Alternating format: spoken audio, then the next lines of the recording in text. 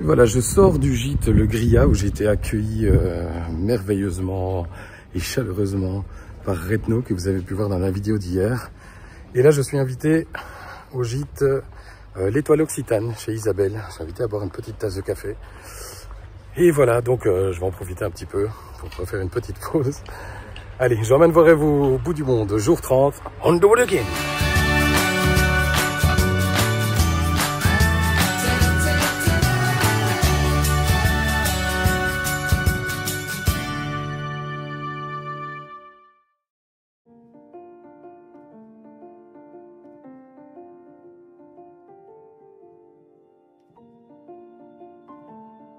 Moi, j'ai marché sur le chemin de Compostelle en 2004, c'était une année Jacquer. À l'époque, j'habitais Paris, j'ai décidé de faire le chemin parce que c'était l'année de mes 30 ans, donc je voulais marquer l'année de mes 30 ans d'un événement. Donc j'ai décidé de faire le chemin, j'ai commencé au Puy, je suis allée jusqu'à Finistère, donc j'ai marché 2 mois et 3 jours. Et en fait, petit à petit, je suis pas partie avec ce projet-là en tête, mais finalement petit à petit, j'ai commencé un petit peu à me renseigner sur le métier d'hébergeur, etc. Et en fait, arrivée à Santiago, et revenue sur Paris, puisque à l'époque j'habitais Paris, je suis revenue à Paris avec ce projet d'ouvrir un gîte. Voilà, donc le projet au départ il était très large, ça pouvait être en Espagne aussi, ça pouvait être sur d'autres chemins. Et puis finalement, voilà, je me suis centrée sur le chemin du Puy. Et lecture.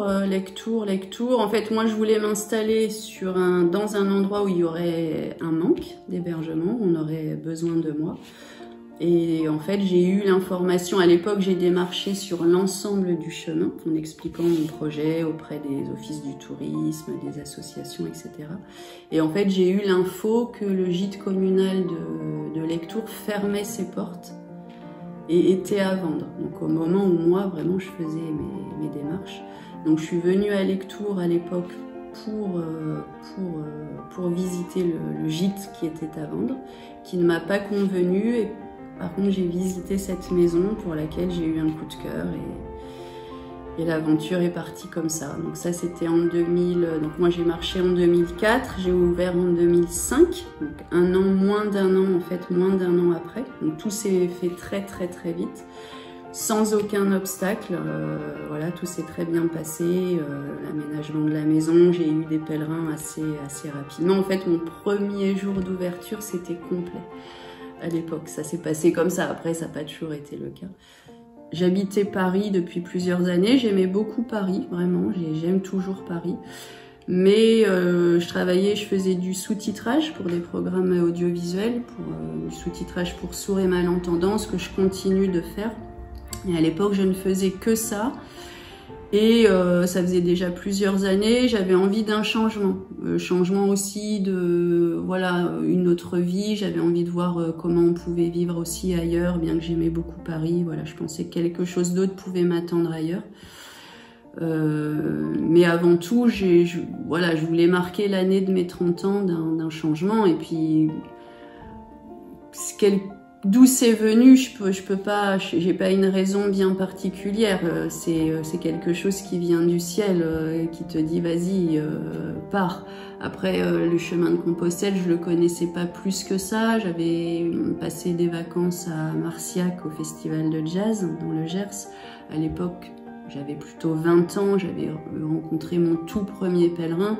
Bon, ça m'avait interpellée, mais oui, c'était plus une quête spirituelle de me dire, voilà, j'ai 30 ans, qu'est-ce que je peux donner comme direction à ma vie? Peut-être que partir marcher 2 mois, ça va pouvoir m'aider. Voilà, c'était plutôt ça. Et puis du coup, ça a marché, puisque finalement, ce projet d'accueillir un jour des gens quelque part, c'était quelque chose que j'avais en tête, mais avant le chemin, je me disais, je le ferai un jour, mais peut-être plutôt dans le cadre d'une famille. Enfin, c'est quelque chose que je reportais parce que je sentais que j'avais pas encore les bonnes conditions pour le faire maintenant. Et quand je suis revenue du chemin de Compostelle, là, c'était une évidence. Donc en fait, je pense que ce que ça a changé le chemin beaucoup pour moi, c'est que ça a enlevé vraiment les couches de peur, de questionnement, de doute. C'était, bah oui, il faut que je le fasse maintenant. Voilà, après ça marchera pas, ça me plaira pas. Mais j'avais pas vraiment de doute quant au projet en fait. Et voilà, et en fait après le fait que tout se soit bien enchaîné comme ça s'est fait, je me suis dit que c'était ma place aussi, c'était ma place d'être là. Et là ça fait 15 ans, voilà, je sais pas du tout, je pense parfois à passer la main, à faire autre chose, on verra, tout est possible.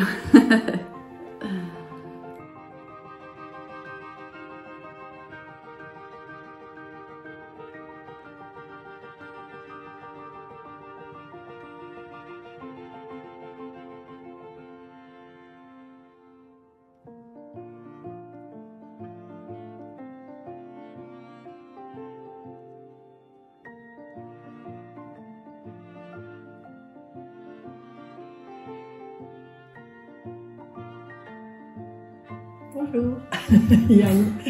Donc tu voulais savoir comment on avait commencé notre aventure. Donc je pense que j'avais dû parler du chemin, parce que j'avais déjà commencé 2 fois. Et du coup Flavien me dit « Oh ben moi je le ferais bien aussi ». Et je lui ai dit ben, « Je recommence une 3e fois avec toi ». Donc on est reparti depuis un lundi matin. Et l'aventure a commencé comme ça, il avait à peine 12 ans. Et puis j'avais prévu un petit parcours pour le premier jour en me disant voilà, il faut que je vois comment ça marche. Après, son grand-père nous a rejoints pour les étapes 2, 3 et 4.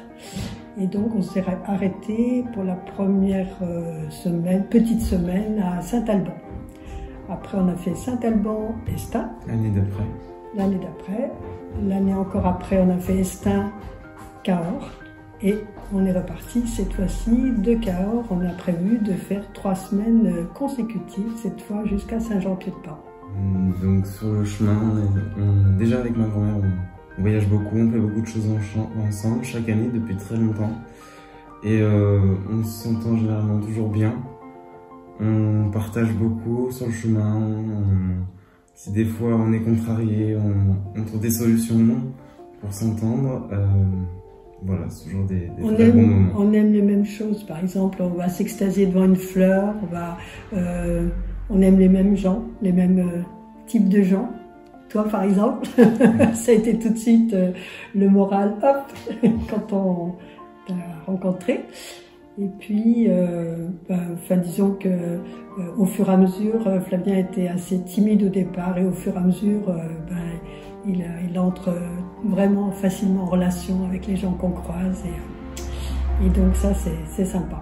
C'est toujours des souvenirs qui nous restent, on s'en rappelle les années après. Ah ouais, on avait dormi là, on avait mangé là, on avait rencontré des telles personnes, et c'est toujours des bons souvenirs, des bons moments.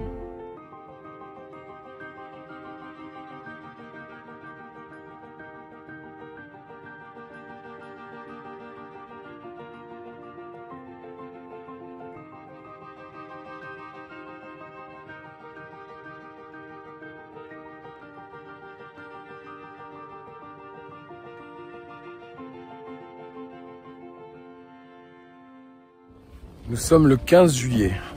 Ça fait 1 mois, jour pour jour, que je suis arrivé au Puy-en-Velay. Et oui, le 15 juin, c'était le jour 0, le grand départ. Ça me fait bizarre de me dire que ça fait déjà 1 mois que je marche. Bon alors, je prends mon temps. Certaines personnes, en 1 mois, arrivent déjà à Saint-Jean-Pied-de-Port. Bon, je n'y suis pas encore.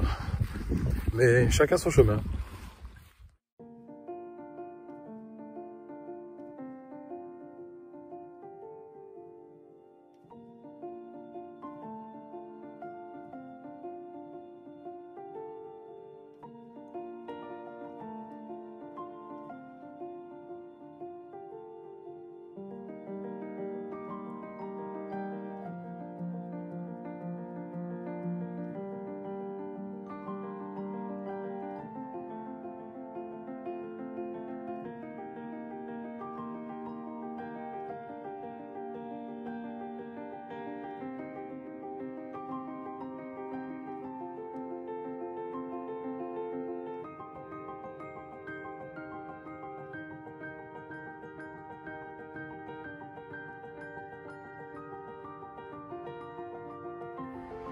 Ça ressemble à Rome, mais en mieux.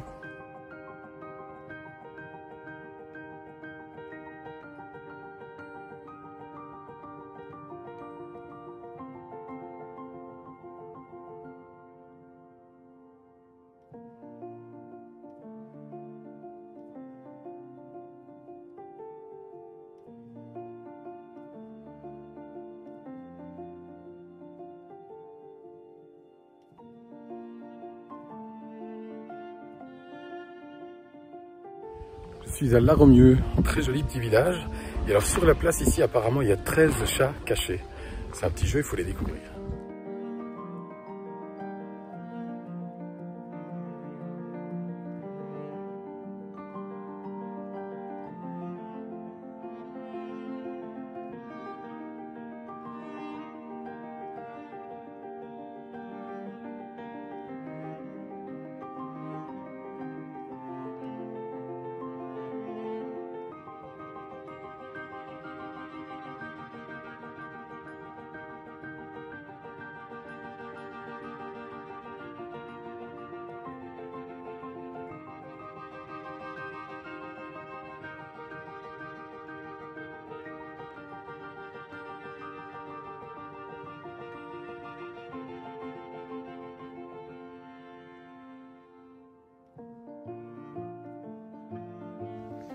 Yes, je les ai trouvés. Je suis trop fort.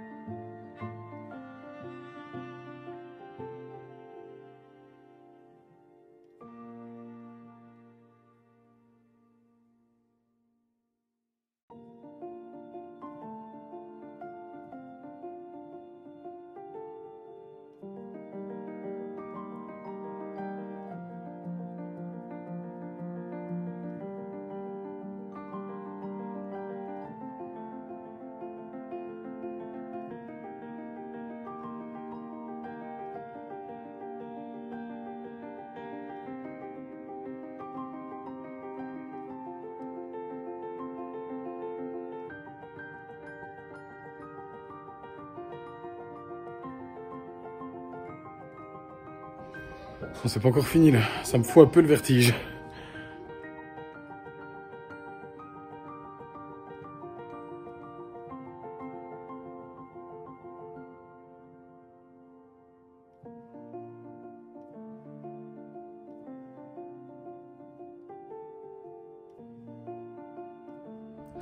C'est vachement étroit. Bon, j'arrête de filmer, sinon je vais me viander.